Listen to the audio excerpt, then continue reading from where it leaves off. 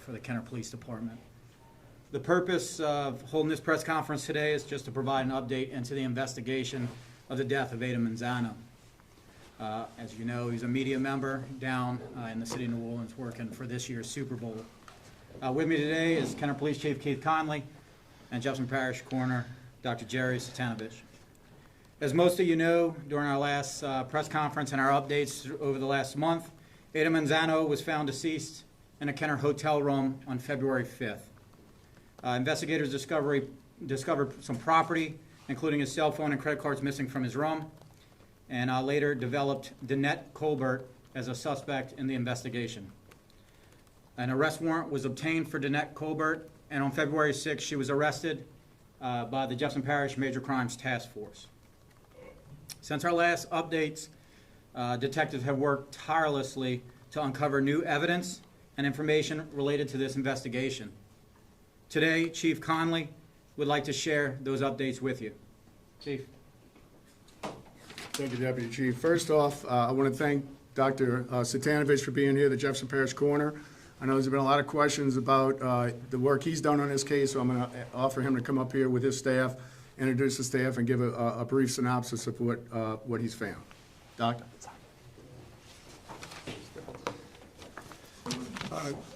Good afternoon, everybody. Again, my name is Dr. Jerry Satanovich. I want to introduce who's with me. This is Tim Geneve, our Director of Forensic Operations, and Dr. Dana Troxler, who is our Chief Forensic Pathologist. I want to go over Mr. Manzano's preliminary autopsy findings. Cause of death we have as the combined toxic effects of alprazolam, which is also known as Xanax, with ethanol, which is alcohol, along with what's called positional asphyxia. The positional asphyxia means that he was found face down in a pillow with sparing of lividity, with no lividity around his nose and mouth. The manner of death at this point is undetermined. Now, to give a little more detail on the intoxication, his alcohol level was 0.232, which, as most people know, is almost 3 times the legal limit of alcohol. His Xanax level was 25 nanograms per milliliter. Now, that's just a number, but to give you an idea, a person who's taking a milligram of Xanax 3 times a day, which is a very healthy dose of Xanax, would achieve a level of about 30 nanograms per milliliter. So it's not an insignificant amount of Xanax in his system. In most cases of an overdose of Xanax, especially, and I'm talking about the Xanax alone, those levels are usually over 100. However, when combined with other central nervous systems depressants, that amount goes way down, so those combined effects is what causes where we are today.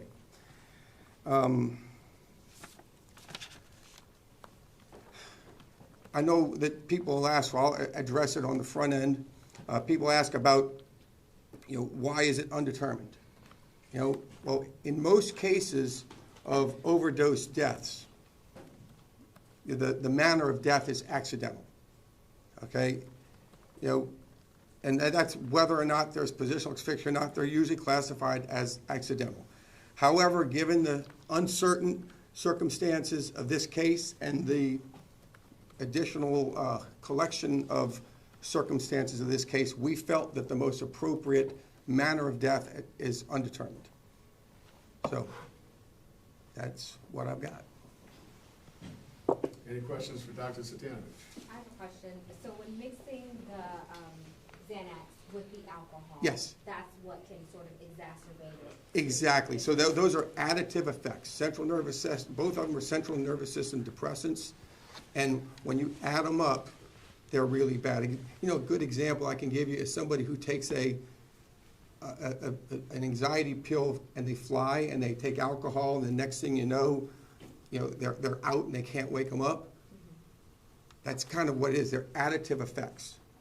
And so can it cause the heart to do, weird things like maybe stop or? See, I don't think so. Typically, no. I mean, usually what happens is you wind up, one of the dangerous is you wind up in a position where you are obstructing your ability to breathe. Can you talk about just how long it took to get to this point? And initially, the results were going to be 2 to 3 weeks, possibly up to 4, and here we are almost 2 months later getting preliminary results. And from what I understand, the complete results panel isn't in? No, preliminary results are a dipstick. They can be pretty unreliable, okay? So what we do is we don't rely on those, we don't report it. Look, that got out because they had to use it to make charges.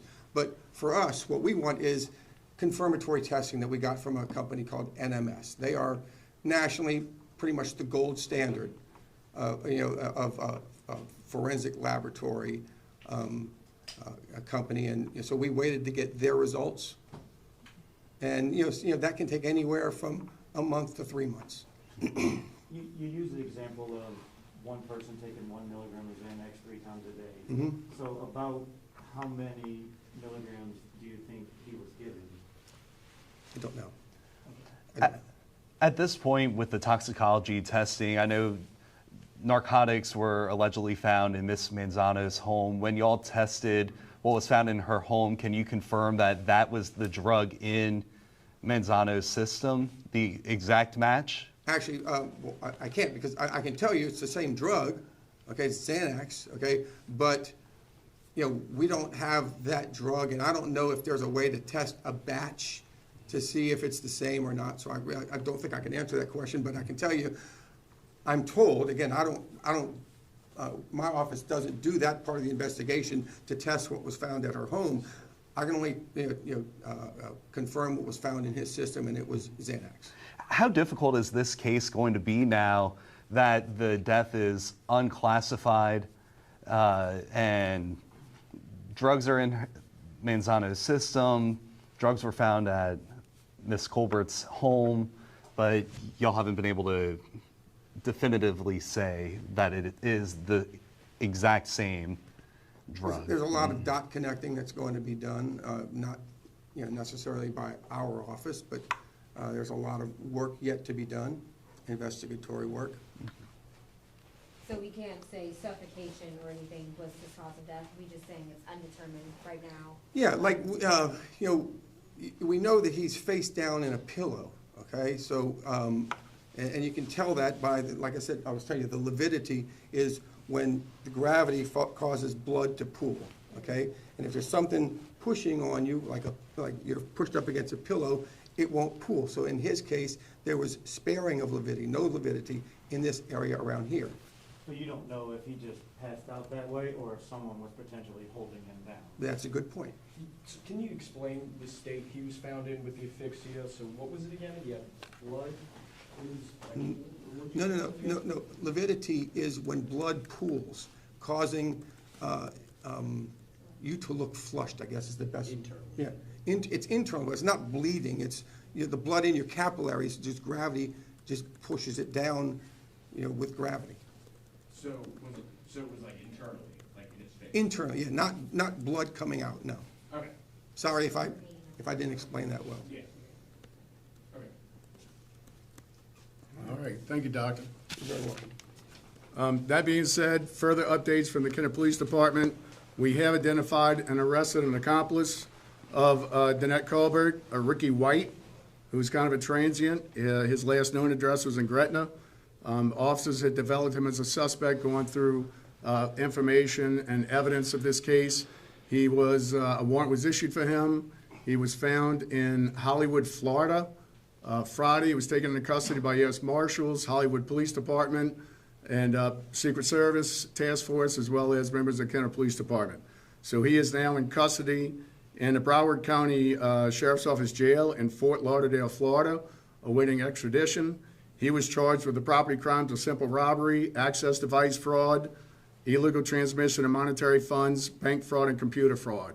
So he's facing the same charges that Danette Colbert is locked down on right now. Another development is, based on evidence obtained since her initial arrest on February 6th, Kenner police officers have obtained an arrest warrant for second-degree murder yesterday on Colbert, and she was booked on that this morning in the Jefferson Parish Correctional Center.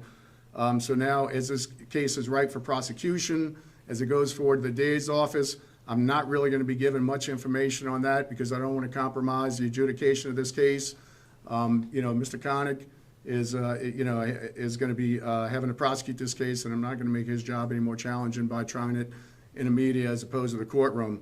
So that's all the information I have, other than she was booked this morning for second-degree murder based on a warrant that was signed by a commissioner, based on a probable cause in that warrant. I can tell you, to recap is basically what we've said. We don't want Ms. Colbert to see the light of day again.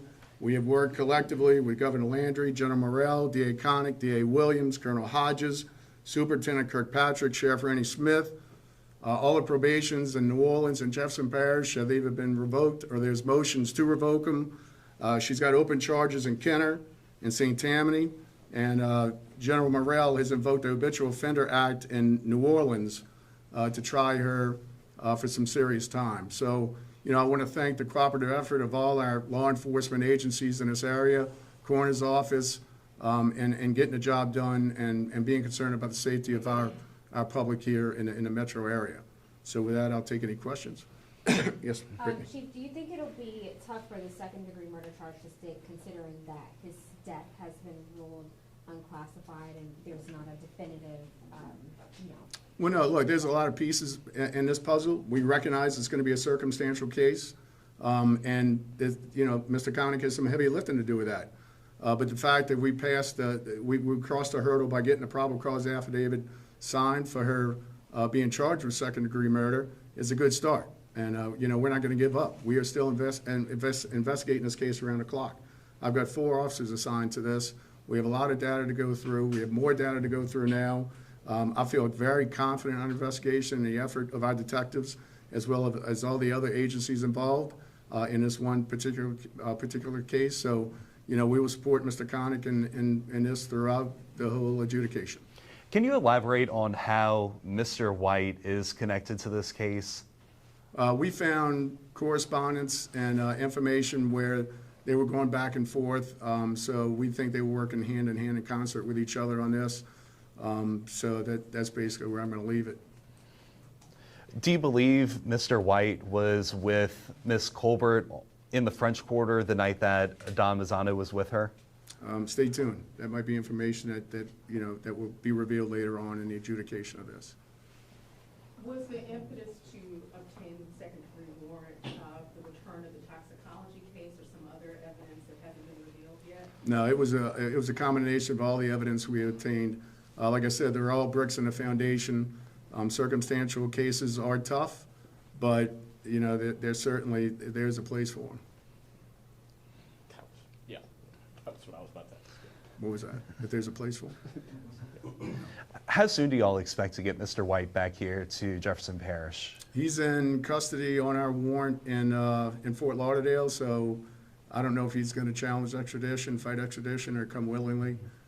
So that's really up to the process. Was Mr. White found in possession of any Mr. Manzano's belongings, credit card, etc.? And when he was taken into custody, did he possibly have any weapons or anything like that on him? I don't have that information at this time. I don't believe I heard you mention second-degree murder charge for Mr. White. Do you believe that there is a chance that could come in the future as well, along with Ms. Colbert? Well, like I said in the very beginning, we don't speculate, we investigate. We go where the evidence leads us. So let's see where we end up a month from now. I heard one of the questions to Dr. Satanovich was, why did this take so long? Man, in a case like this, you got to get it right. You're not going to rush this. Our main concern was that, she wanted to get bonded out or released on her own recognizance or something like that. So we're confident with the work that we've done with our partners in the criminal justice system that she's not getting out. So why would we rush anything in a case like this? We certainly want to measure twice and cut once, and that's what Dr. Satanovich has done to his department's credit. That's what the DA's office is going to do, and we're all going to be working arm in arm throughout this whole process to make sure that justice is served. But overall, right now, even without the determined death, confidence level for y'all is high right now? I'm very confident. Now, Mr. Connick's got some heavy lifting to do, but we're all here to do it together, and, we're still gonna be uncovering facts and things that could assist in the prosecution of this case, and we're not gonna stop until it's done. And if y'all could clarify, just with Ms. Colbert being booked on murder charges, why is the death ruled unclassified? Excuse me, can I chime in? Yeah, please do. Look, the second time you've asked that question, I want to make sure I address it. It's not unclassified, it's undetermined. Undetermined. Okay, so the classification of manner of death does not get in the way of the judicial system to do what they need to do based on the evidence that they collect outside of our investigation. The best example I can give you of that is somebody who dies in a car accident. Okay, they're going to come in, Dr. Troxler or one of the other pathologists is going to do an autopsy. It's going to be deemed accidental. That does not get in the way of the judicial system for prosecuting another person for vehicular homicide. Doesn't get in the way. If it just doesn't get in the way. So I don't want to give anybody the impression that we're not cooperating. We do an independent investigation. And I told you, we're preliminary. Something may come up, we may find something that changes the opinion of our group of pathologists, and we may change it. But right now, that's where we are. And undetermined doesn't get in the way. I want to make sure that point's made. No, thank you for making that point, Doctor. All right, any other questions? For White, his charges are the same item number as Danette Colbert, meaning he's accused of simple robbery in the same incident that she's accused. He's accused of computer fraud, same incident she's accused, monetary transmission. All of those are the same acts, correct? That's Not correct, different? Michelle, yes. And we do have a handout with some mugshots of both of them. All right, if that's it, I promise you and I commit to you that as we get more information, we'll pass it on. But I do have a commitment to the DA and to the judicial system not to really elaborate on any evidence or information that they're using to build their case. But I can assure you that the men and women of the Kenner Police Department and these other agencies that we've been working with are still working hard and moving forward to make sure that no other family has to go through this kind of loss, and that Mr. Mazzano did not die in vain because of the effort that we're all given to make the streets a little bit safer by taking these kind of criminal elements off the street. Collectively together as a criminal justice component, I feel very confident that we're going to reach our goal. So thank you all for coming today. If you have any questions, I'll take them later. All right, guys, thank y'all. So, like the chief mentioned, in the back of the room, Deputy Chief DeFord just has the actual printouts of the